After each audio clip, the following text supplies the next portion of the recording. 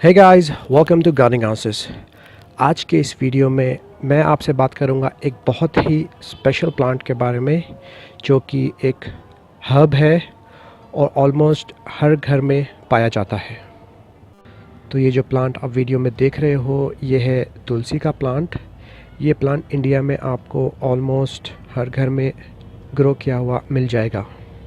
इस प्लांट के बहुत ज़्यादा बेनिफिट्स हैं। इसके लीव्स को खाया जाता है, इन्हें सुखा के इनकी चाय बनाई जाती है और इनका इस्तेमाल बहुत सारे आयुर्वेदिक मेडिसिन्स में किया जाता है। तो मैं आपको बताऊंगा कि आप इस प्लांट की केयर स्पेशली इस समर सीज़न में कैसे करें।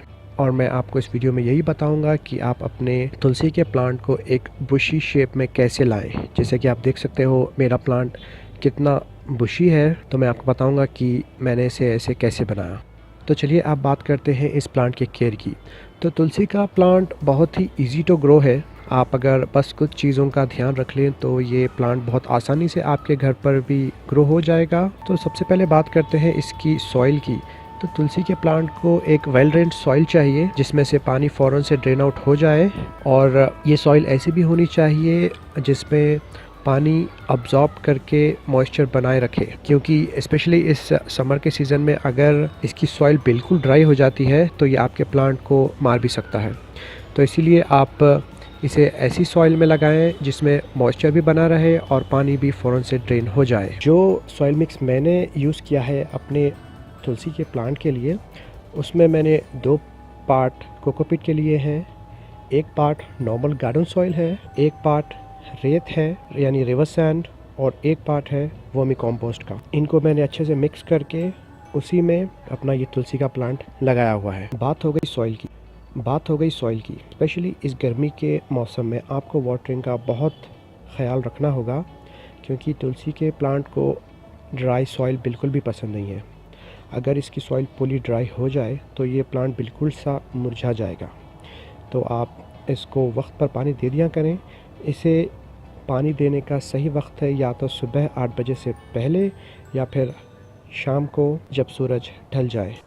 तो जब भी आप अपने तुलसी के प्लांट को वाटरिंग करें तो ये याद रखें कि आपको जब तक वाटरिंग करते रहना है तब तक कि जो पानी आप उसे दे रहे हो वो पॉट के ड्रेनेज होल से बाहर आना शुरू ना हो जाए। सॉइल हो गया, पानी हो गया। अब बात करते हैं लाइट। तो तुलसी के प्लांट को डायरेक्ट सनलाइट बहुत पसंद है, तो आप इसे ऐसी जगह पर रखें जहाँ पे इसे कम से कम 6 घंटे की डायरेक्ट सनलाइट ज़रूर मिले। जब मैं बात कर रहा हूँ कि सनलाइट, तो मेरा मतलब है मॉर्निंग सनलाइट, ना कि आफ्टरनून सनलाइट। आफ्टरनून की सनलाइट में आपका प्लांट जल जाएगा। तो इसे ऐसे कॉर्नर में रखें जहाँ पे इसे सिर्फ मॉर्निंग सन मिले, आफ्टरनून सन बिल्कुल भी ना मिले। और अगर बात करें प्रोपगेशन की, तो जो ये प्लांट आप देख रहे हो वीडियो में, ये मैंने सीड से ग्रो किया था। ये कुछ ऑलमोस्ट 2 साल पुराना प्लांट है। मैं इसे बढ़ने नहीं देता, मैं इसकी अच्छे से कटिंग करते रहता हूँ ताकि ये बुशी होता जाए। तो इसका प्रोपगेशन का तरीका है सीड से, या फिर इनकी कटिंग से भी इनकी प्रोपगेशन हो जाती है। लेकिन मेरे एक्सपीरियंस से सीड से इन्हें ग्रो करना बहुत ही आसान है। रेनिंग सीजन में ये बहुत जल्दी से और आसानी से जर्मिनेट हो जाते हैं। तो अगर आप प्लान कर रहे हो कि आप तुलसी के सीड्स लगाएंगे तो आप रेनिंग सीजन में ही इन्हें लगाएं। और जो फर्टिलाइज़र मैं इन पर यूज़ करता हूँ वो है वर्मी कंपोस्ट, और मैं कभी कभी इनमें कंपोस्ट टी बनाकर भी इसमें डाल दिया करता हूँ। उसके अलावा मैंने इसमें अच्छे से मल्चिंग की हुई है ताकि पानी बिल्कुल भी एवापोरेट ना हो और इसमें मॉइस्चर बना रहे, तभी मेरा प्लांट इसलिए इतना हरा भरा है। अगर आप चाहो तो आप इसमें डीएपी भी यूज़ कर सकते हो। डीएपी से इसकी वेजिटेटिव ग्रोथ काफ़ी अच्छी हो जाएगी। चलिए मैं आपको बताता हूँ कि आप अपने तुलसी के प्लांट को बुशी कैसे बनाएं। तो तुलसी के प्लांट को बुशी बनाने की ट्रिक यही है कि आप उसकी कटिंग करते रहें। जैसे ही उसकी ब्रांच निकले और उस पर फ्लावर आना शुरू हो जाए, आप उन फ्लावर को कट कर दें ताकि वहाँ से और 2 ब्रांचेस निकलना शुरू हो जाए। ये फ्लावर जो आप मेरे प्लांट पे देख रहे हो, मैंने उसे इसीलिए कट नहीं किया है ताकि मैं ये वीडियो बना सकूं और आपको बता सकूं। अगर आपके प्लांट पे फ्लावर्स आना शुरू हो जाएंगे तो वहाँ से ब्रांच नहीं आएगी, और इसके साथ ही आपके तुलसी के लीव्स का टेस्ट भी काफ़ी चेंज हो जाएगा। अगर आप अपने तुलसी के प्लांट से फ्लावर्स नहीं कट करके निकालेंगे तो उस पर लीफी ग्रोथ नहीं होगी। अगर लीफी ग्रोथ नहीं होगी तो वो उतना बुशी नहीं होगा, क्योंकि जब भी फ्लावर आएंगे प्लांट अपनी सारी ताकत उनमें सीड्स बनाने में लगा देगा। तो चलिए अब मैं आपको बताता हूँ कि आप इसकी कटिंग कैसे करें। तो जब भी आप देखो कि आपके तुलसी के प्लांट पे फ्लावर्स आने शुरू हो गए हैं, तो आप चाहे तो एक सीज़र की मदद से या फिर एक प्रूनर की मदद से उनकी कटिंग कर दें।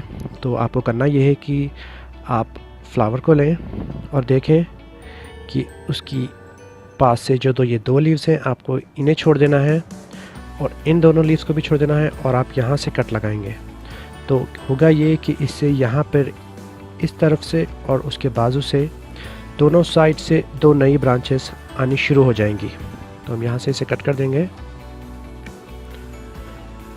और वहाँ से उसे दो नई ब्रांचेस आ जाएंगी।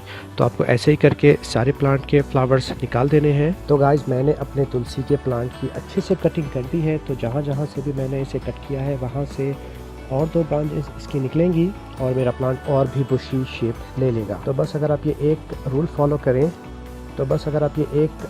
करें, जितनी ज़्यादा आप इसकी हार्वेस्टिंग करोगे, ये उतना ही ज़्यादा बढ़ेगा। तो आपका प्लांट हमेशा हरा भरा रहेगा और ये बहुत ही खूबसूरत भी दिखेगा। आई होप कि आप सबको मेरा ये वीडियो काफ़ी पसंद आया होगा और काफ़ी इन्फॉर्मेशन आपको इससे मिले होगी। अगर आप में से जो भी व्यूअर्स मुझे कोई सजेशन देना चाहते हो या कोई सवाल पूछना चाहते हो, तो प्लीज़ कमेंट करें। और जो व्यूअर्स मेरे चैनल पर पहली बार आए हैं, वो प्लीज़ मेरे चैनल को सब्सक्राइब करें ताकि आपको मेरे नए वीडियोस की नोटिफिकेशंस मिलते रहें। तो until next time, take care, bye bye.